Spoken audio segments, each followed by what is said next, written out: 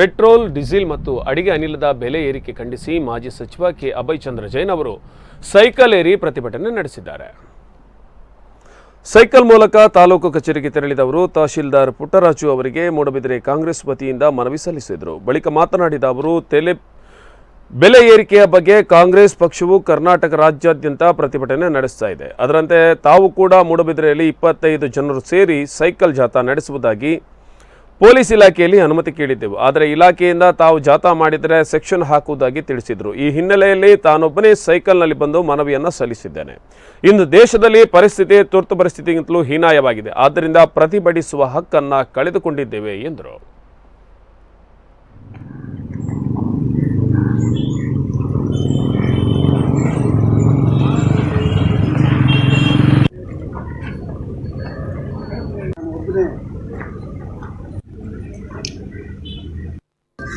ಸ್ಟೇಷನ್ಗೆ ಕೇಳಿದಾಗ ನೀವು ಅರ್ಜಿ ಕೊಡ್ತೇವೆ ಅರ್ಜಿ ಕೊಟ್ಟ ಮೇಲೆ ಹೇಳಿದ್ರು ನಿಮ್ಮ ಮೇಲೆ ಕೇಸ್ ಮಾಡಬೇಕಾಗ್ತದೆ ಅಂತ ಎಮರ್ಜೆನ್ಸಿ.